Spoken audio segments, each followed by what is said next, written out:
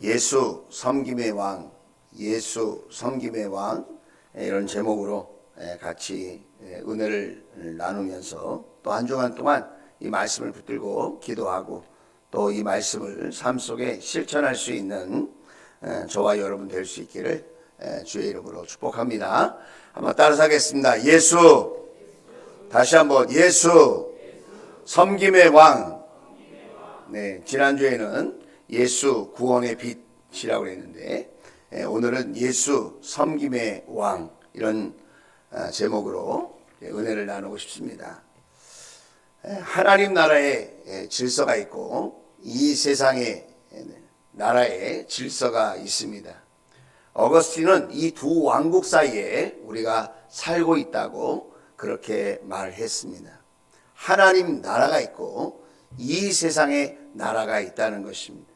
그러니까 우리가 보이기에는 이 세상 나라만 보이죠. 이 세상의 나라가 전부인 것처럼 우리가 그렇게 살아갈 때가 많이 있지만 우리 예수님은 뭐라고 하시죠? 천국이 있다. 하나님 나라가 있다. 그렇게 우리에게 말씀하십니다. 이 세상의 나라에는 이 세상에 걸맞는 질서가 있고 하나님 나라에는 하나님 나라에 알맞은 질서가 있습니다. 이 세상의 질서는 누가 이끌고 가죠? 힘 있는 사람, 돈 있는 사람, 그리고 실력 있는 사람들이 이끌고 가는 것이죠. 여러분 얼짱이라는 말 들어봤어요? 얼짱. 요즘에는 몸짱이라는 말도 있죠. 외모도 힘이 되는 세상에 살고 있습니다. 이 세상의 질서는 그런 권력과 물질과 외모와 이런 것들의 가치를 알고 그것이 기본이 된다고 생각하고 그것이 힘이라고 생각하는 사람들이 주도하고 이끌고 가는 세상이라는 거예요.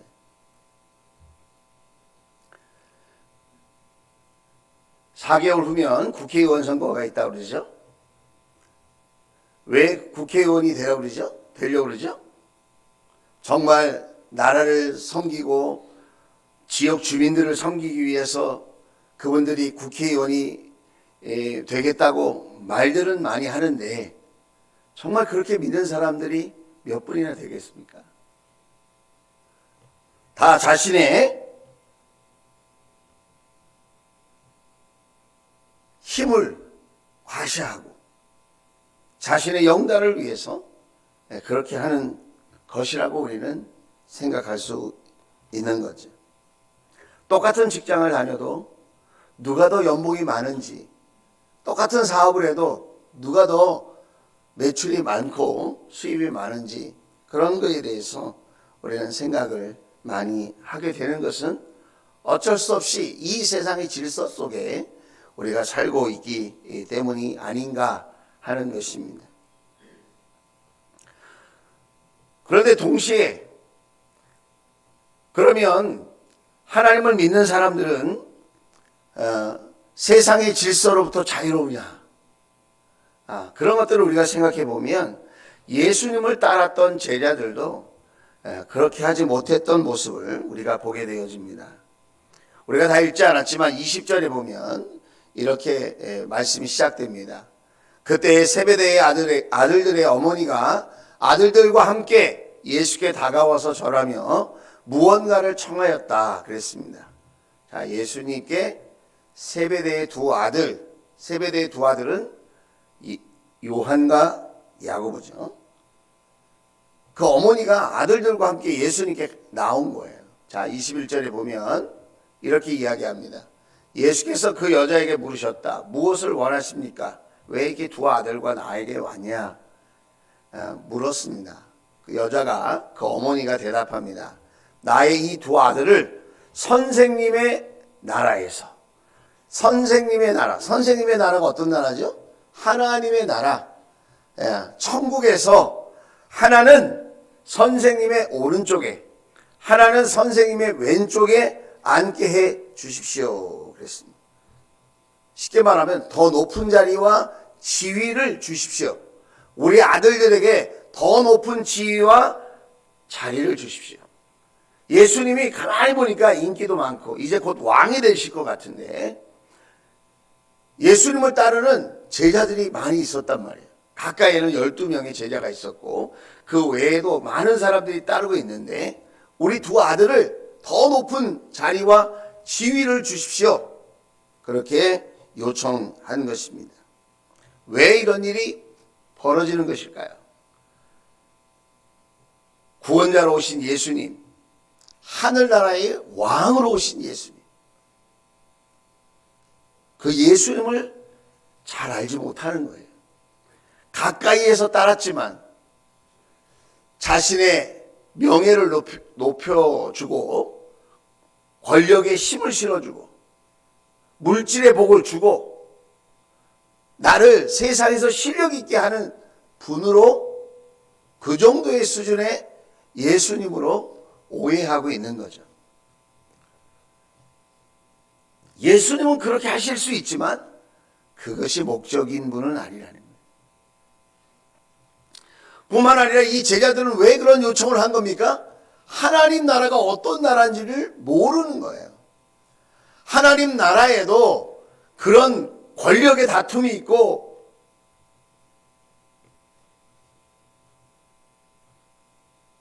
세상의 가치로 서로를 평가하는 그런 나라일 거라고 착각하고 있는 것은 아닌지, 그런 것들을 우리가 볼 수 있습니다. 24절에 보면 이런 일들이 있은 이후에 10제자가 이 말을 듣고 두 형제에게 분개했다 그랬습니다. 분노했다는 거예요. 분노했다. 왜 그랬을까요? 너희들은 왜 이렇게 어리석은 질문을 했어? 예수님이 어떤 분인지 몰라? 하나님 나라가 어떤 나라인지 몰라? 왜 이렇게 어리석은 질문을 했어? 그것 때문에 분노하고 분개했을까요?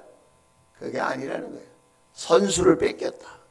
내가 먼저 얘기했어야 되는데 엄마까지 모시고 와가지고 이렇게 예수님한테 먼저 요청할 수가 있어? 선수를 뺏겼다. 그것 때문에 화가 났다는 거예요. 다시 말하면 10제자의 마음에도 세상 나라의 가치관으로 세상 나라의 관심으로 예수님을 쫓아다녔다는 것을 우리가 알게 되어지는 것입니다. 우리는 이 모습 속에서 무엇을 알 수 있을까요? 우리 인간들이 얼마나 이기적이고 자기중심적이고 자기의 만족을 위해서 그렇게 살아가고 있는 연약한 존재인지를 우리가 알 수 있게 되어지는 것이죠. 함께 예배를 드리고 기도합니다. 함께 봉사도 합니다. 그러다가 개인적인 이익과 감정에 조금이라도 손상이 되는 것 같으면 못 참습니다.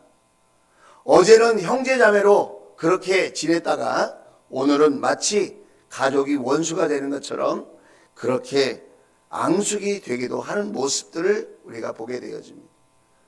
왜 그런 모습들을 우리가 발견하게 되는 것입니까? 하나님 나라가 뭔지 모르는 거예요. 예수님을 믿는다는 것이 무엇인지 모르는 거예요. 오해하고 있는 거라는 거예요. 자, 그러면 예수님이 말씀하시는 하나님의 나라,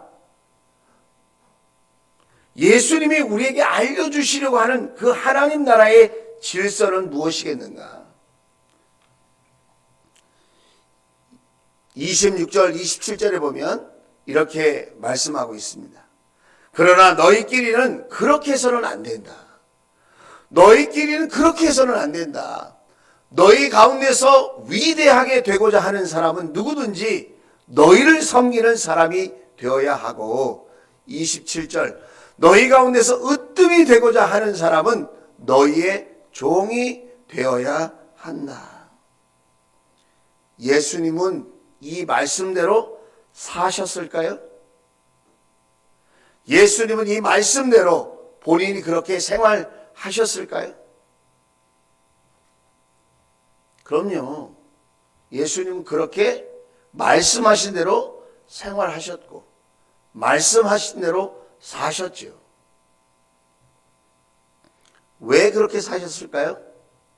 예수님은 친히 몸소 하나님 나라가 있다는 것을 알려주시고 하나님 나라의 질서가 무엇인지를 보여주시기를 원하셨다는 것입니다. 예수님은 으뜸이 되는 걸 나무라지 않았어요. 자, 오해하지 말아야 됩니다. 으뜸이 되고 실력자가 되는 걸 뭐라고 하지 않으셨어요. 위대하게 되고 정상의 자리에 오르려고 하는 것을 나무라지 않으셨어요. 다만 하나님 나라의 큰 자가 누구인지 하나님 나라의 으뜸이 어떤 사람인지를 가르쳐주고 싶어 하셨다는 거예요. 자, 그러면 하나님 나라의 질서에 걸맞는 사람은 어떤 사람이냐? 그런 사람은 섬기는 사람이라는 거예요. 26절에 보면 말씀하시죠. 너희를 섬기는 사람이 되어야 하고 그랬습니다. 너희 가운데 위대하게 되고자 하는 사람이 있느냐? 그렇다면 누구든지 너희를 섬기는 사람이 되어야 한다. 특별히 다른 사람을 섬기는 사람, 하나님을 섬기는 거예요. 다른 사람을 섬기는 거예요. 자기 자신을 섬기는 것이 아닙니다. 다른 사람을 섬기는 척하면서 자기를 섬기는 사람이 있어요. 자기의 만족과 유익과 자신의 어떠함을 드러내려고 다른 사람을 섬기고 하나님을 섬기는 척하면서 자신을 섬기고 자신의 명예를 더 앞장세우는 사람들도 있다는 것입니다. 오늘 예수님은 섬기는 사람인데 다른 사람의 입장에 서서 섬기는 사람이 되어야 한다. 그렇게 말씀하고 있다는 거예요. 세상은 얼마나 섬김을 많이 받느냐에 따라서 그 사람이 성공한 인생이냐 그렇지 못한 인생이냐를 평가합니다. 사람들이 높아지려고 하는 이유, 권력을 가지려고 하는 이유, 더 많은 물질을 가지려고 하는 이유, 더 많은 지식을 가지려고 하는 이유가 뭐예요? 다른 사람을 위해서 섬기려고 하기보다는 다른 사람에게 더 많은 섬김을 받으려고 하고 있기 때문에 여러분, 이 세상이 더 아름다울 수 있음에도 불구하고 그렇지 못한 모습 때문에 우리가 실망하게 되는 것 같습니다. 세상이 평가하는 기준은 다르지요. 그러나 예수님의 평가하는 기준도 다릅니다. 주님의 평가하는 기준은 단순합니다.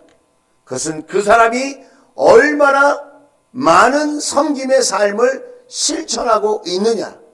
우리는 다 믿는다고 얘기하고 믿습니다라고 말을 많이 하지만 나의 믿음이 섬김으로 드러나지 않는다면 그 믿음은 죽은 믿음일 수 있다는 것입니다. 영국의 속담에 이런 말이 있다고 하죠. 하루를 행복하려면 이발을 해라. 한 주일을 행복하려면 여행을 해라. 한 달을 행복하려면 집을 사라. 1년을 행복하려면 결혼을 해라. 그리고 마지막 말이 의미가 있다고 생각합니다. 평생을 행복하려면 섬기는 사람이 되라.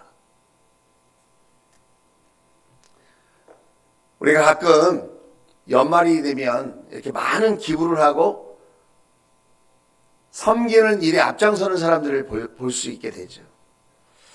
저 사람들이 왜 그럴까?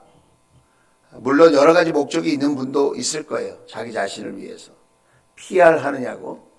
그러나 정말 진실된 마음으로 이웃을 위해서 그렇게 섬기는 분들이 있거든요. 그거 왜 그럴까? 이웃을 도울 뿐만 아니라 자신도 행복한 거예요. 섬기는 삶 속에 내가 도우려고 왔는데 오히려 더 큰 위로와 격려를 받고, 이웃을 섬기려고 땀 흘리고 수고했는데 오히려 더 큰 만족과 보람을 느끼는, 평생을 행복하려면 섬기는 사람이 되라. 정신과 의사이면서 성경학자인 폴 트루니에라는 분이 있었습니다. 그 사람은 인생을 세 분기로 나눴어요. 첫째는 아동기, 뭐든지 자기가 소유하려고 하는, 내 거야, 내 거야, 이렇게 얘기하는 그 아동기가 있어요. 그 다음에 청년기가 있어요. 무언가를 성취하려고 막 애쓰는 그런 시간이죠. 그리고 마지막으로 장년기가 있다는 거예요. 장년기는 뭐 하는 시기냐? 남을 섬기는 시기라는 거예요. 어른이라는 말이 무슨 말이냐? 남을 섬기는 사람이라는 거예요. 어른이 뭐라고요? 남을 섬기는 사람이라는 거예요. 나이를 많이 먹어서 세상의 경험이 많이 쌓여서 나 때는 말이야 라고 말을 하는 것이 어른이 아니라 하나님과 이웃을 섬길 줄 아는 사람이 진정한 어른이라는 것입니다. 다시 말하면 섬기는 삶을 실천하지 못하면 성숙한 사람이 아니라는 것입니다. 예수님께서는 하늘 보좌를 버리셨습니다. 이 세상에 오신 이유가 무엇입니까? 섬기려고 오셨다고 말씀하고 있습니다. 예수님은 자신의 삶을 통해서 우리에게 섬김의 본을 보여주시기를 원하셨습니다. 이렇게 사는 거야. 이렇게 사는 것이 진짜 사는 거야. 이렇게 사는 것이 하나님 나라의 삶이야. 그 삶이 무엇입니까? 섬기는 삶이라는 거야. 나의 만족을 위해서가 아니라 하나님과 이웃을 위해서 섬김의 삶을 살아가려고 할 때 여러분 우리는 하나님 나라를 경험하고 예수님을 닮아가는 복 있는 삶이 되어질 줄로 믿습니다. 예수님은 이 땅에 오셨습니다. 말씀으로 우리를 섬기셨습니다. 기도로 우리를 섬기셨습니다. 배고픈 자에게 떡을 주셨습니다. 병든 자를 치료해 주셨습니다. 제자들의 발을 닦아 주셨습니다. 심지어는 십자가에 자신의 생명을 내어놓으셨습니다. 이 모든 것 중에 여러분 공통된 단어가 있다면 무엇입니까? 섬김이라는 거예요. 섬기려고 그렇게 하셨다는 것입니다. 우리는 무엇을 위해서 신앙생활을 합니까? 우리는 무엇을 위해서 기도하고 무엇을 위해서 섬기고 우리는 무엇을 위해서 노력하고 수고하고 살아가고 있을까요? 예수님의 섬김을 본받아 예수님을 닮아가는 사람이 되려고 그렇게 살고 있는 것일까요? 어떤 분이 이렇게 표현을 하더라고요. 어떻게 보면 참 불경스러운 말인 것 같기도 한데 마치 예수님은 걸레와 같다. 걸레. 예수님은 뭐와 같다고요? 걸레와 같다. 걸레. 예수님은 우리의 죄를 닦아주시려고 오셨다. 예수님은 우리의 눈물을 닦아주시고 아픔을 닦아주시고 상처를 닦아주시고 우리의 잘못을 닦아주시려고 예수님은 마치 걸레처럼 이 땅에 오셨다.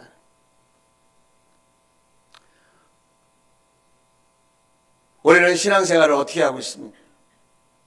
예수님은 걸레처럼 그렇게 우리를 닦아주시려고 하는데 우리는 스카프를 두르면서 신앙생활을 하려고 하고 있는 것은 아닌지.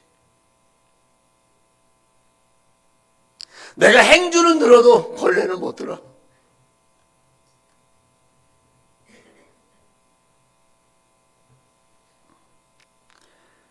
하나님 나라의 큰 자는 누구냐? 이렇게 이웃의 눈물을 닦아주고 이웃의 잘못을 닦아주는 그런 삶을 살아가려고 할 때 우리는 하나님 나라의 큰 자가 되어질 줄로 믿습니다.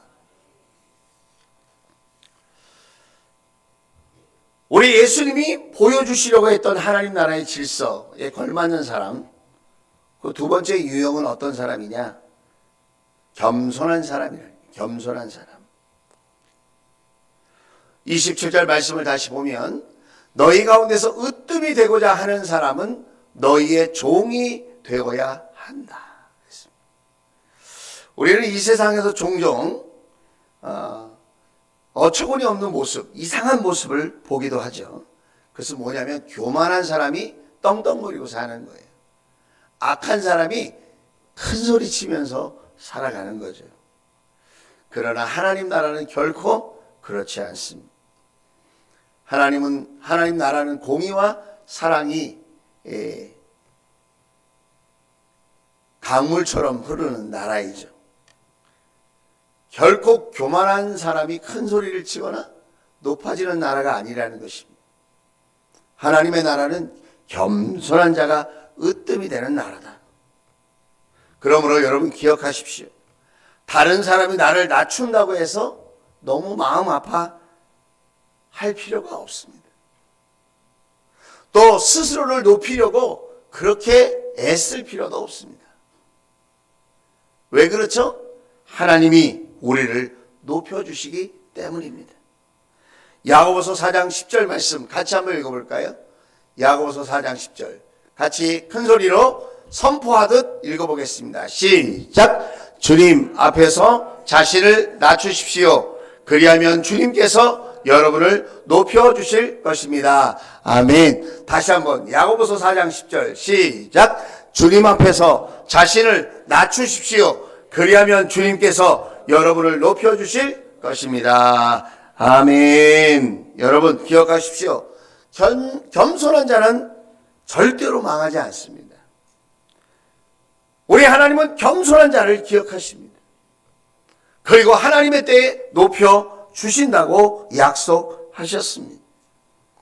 예수님은 자기를 얼마든지 높이실 수 있는 분이에요. 그럼에도 불구하고 예수님은 자기 자신을 낮추시고 끝까지 겸손하셨습니다. 어떻게 알 수 있을까요? 빌립보서 2장 6절에서 7절 말씀을 보면 그는 하나님의 모습을 지니셨으나 하나님과 동등함을 당연하게 생각하지 않으시고 7절 오히려 자기를 비워서 자기를 낮추어서 자기를 내려놓아서 종의 모습을 취하시고 사람과 같이 되셨습니다. 할렐루야. 종의 모습을 가져오셨다는 거예요. 종의 모습을 가지고 사셨다는 거예요. 그렇게 했더니 어떻게 되셨다는 거예요? 9절에서 11절 말씀을 보면 그러므로 하나님께서는 그를 지극히 높이시고 모든 이름 위에 뛰어난 이름을 그에게 주셨습니다. 할렐루야. 여러분 하나님이 높여주셨다는 거예요. 우리는 내 실력으로 나를 높이려고 해요. 물질로 나를 높이고 권력으로 나를 높이고 외모로 나를 높이고 실력으로 지식으로 나를 높이려고 그런 노력은 필요합니다. 그러나 마음의 자세는 어떻게 해야 되죠? 주님 앞에 겸손해야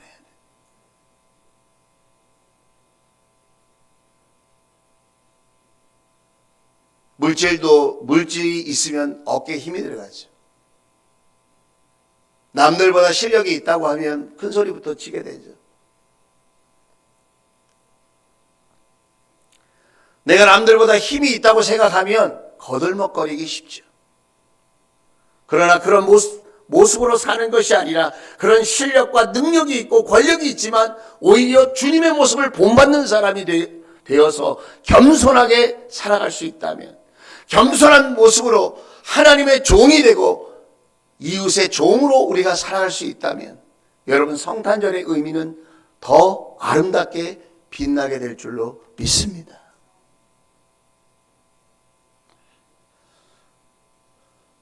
오늘 저와 여러분이 하나님 앞에 겸손한가? 그리고 이웃들 앞에 겸손한 사람인가? 하나님 나라의 질서는 겸손한 자가 으뜸이 되는, 종이 되는 사람이 으뜸이 되는 나라야. 우리 교회 안에 겸손한 사람이 더 많아지기를, 나부터 겸손한 사람이 되기를 그렇게 기도하고 애쓰고 노력하는 하나님의 은혜를 구하는 저와 여러분 될 수 있기를 주의 이름으로 축복합니다. 그렇게 될지어다. 마지막으로 하나님 나라의 질서에 걸맞는 사람은 어떤 사람이냐? 주님의 고난에 동참하는 사람이라는 거예요. 높은 지위를 주십시오. 우리 아들에게 더 나은 지위를 주십시오. 그렇게 요청했더니 예수님이 이렇게 말씀하셨습니다. 22절, 예수께서 대답하셨다. 너희는 너희가 구하는 것이 무엇인지도 모르고 있다. 내가 마시려는 잔을 너희가 마실 수 있겠느냐? 내가 마시려는 잔을 너희가 마실 수 있겠느냐? 그들이 대답하였다. 그들이 누굴까요? 그 어머니와 두 아들. 뭐라 그러죠? 마실 수 있습니다. 여러분, 예수님이 마시려는 잔이 뭘까요? 십자가죠, 십자가. 십자가.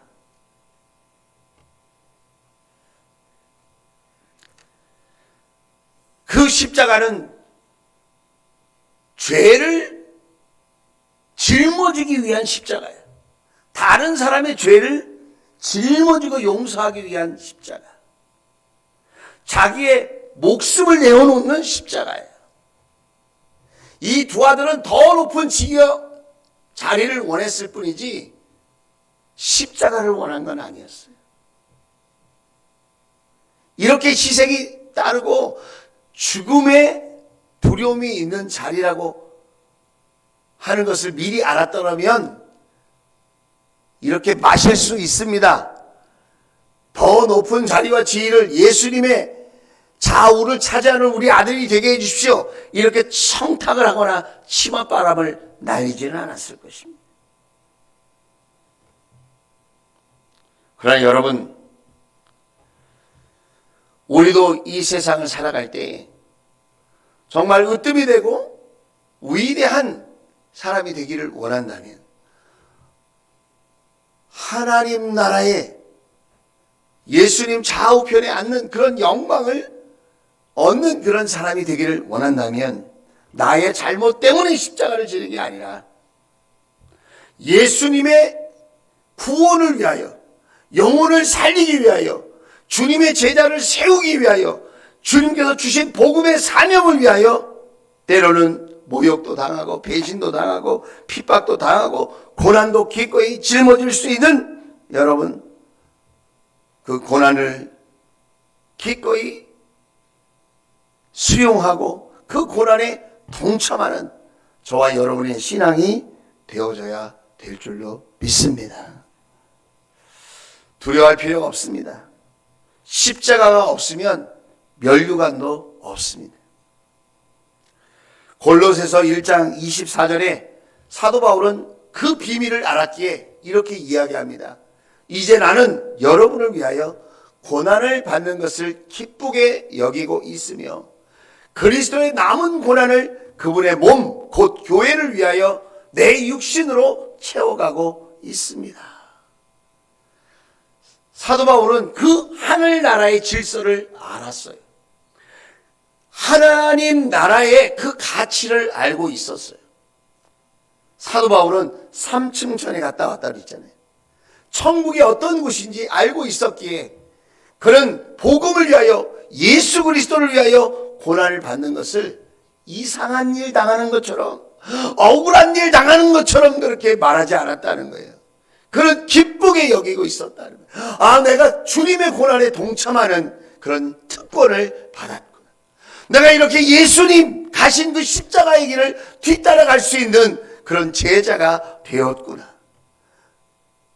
이 땅에 살아가는 동안 그리스도의 남은 고난을 그분의 몸 곧 교회를 위하여, 예수 그리스도의 몸된 교회를 위하여 내 육신에 채워가는 그런 특권이 나에게 있구나.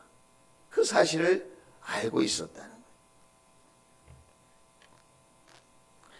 이 땅의 교회는 어쩌면 영적인 전투를 벌이고 있는 전초기지와 같아요. 요새 사단과의 싸움은 끊이지 않습니다. 지금도 우리는 이 세상의 질서, 이 세상의 나라만 보고 있지만 수많은 영적 전쟁들이 여러분 계속되고 있는 거예요. 사단은 저와 여러분이 주님께 가까이 가지 못하도록, 하나님 나라의 가치로 살지 못하도록, 세상의 질서, 세상의 가치로 살아가도록 물질로 유혹하고, 권세로 유혹하고, 외모로 유혹하고, 그렇게 끊임없이 저와 여러분이 육적인 존재로 갇혀서 살다가 하나님 나라에 칭찬받지 못하는 그런 어리석은 인생이 되기를 사단은 누구보다도 원하고 있다는 거예요. 죽음 없는 부활이 있을까요? 고난 없는 영광이 있을까요?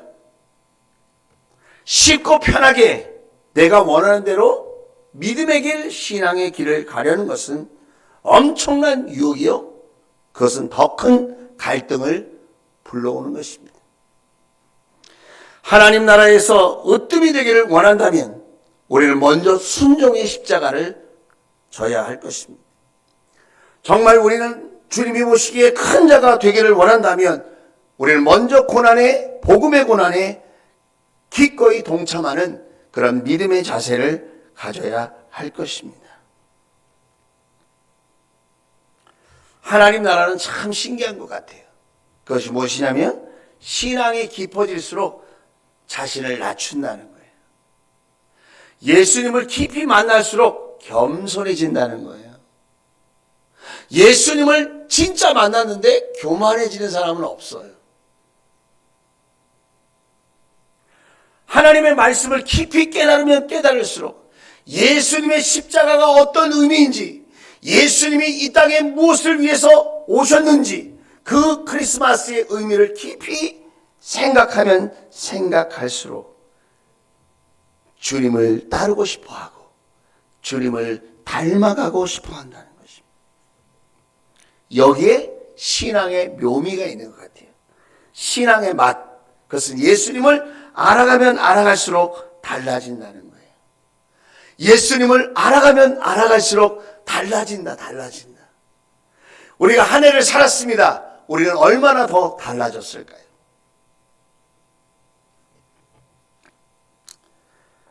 변화와 변질의 공통점이 있다고 해요. 변화와 변질의 공통점. 그것은 달라진다는 거예요. 바꾸어진다는 거예요. 그런데 차이점이 뭔지 아십니까? 그것은 방향이 다르다는 것입니다. 변질은 잘못된 방향으로 달라지는 것입니다. 변화는 바람직한 방향으로 달라지는 것입니다.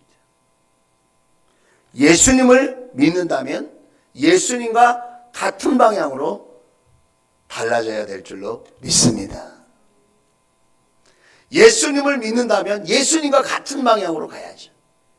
예수님은 섬기는 방향으로, 겸손한 방향으로, 복음을 위한 고난을 당하는 방향으로 가셨다면 우리는 어떻게 가야 하겠습니까? 우리도 주님이 가신 그 방향으로 가야 하지 않겠습니까? 우리 옆 사람을 축복합시다. 예수님과 같은 방향으로 갑시다. 시작.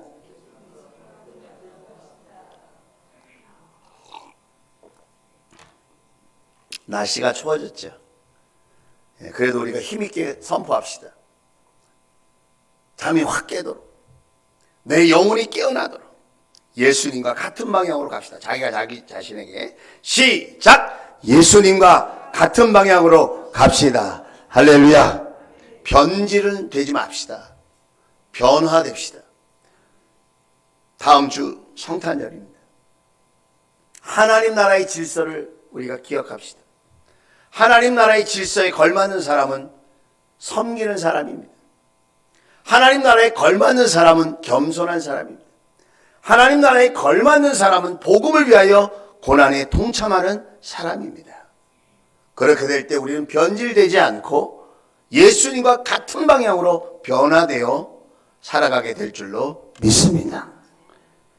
28절 읽고 마치겠습니다.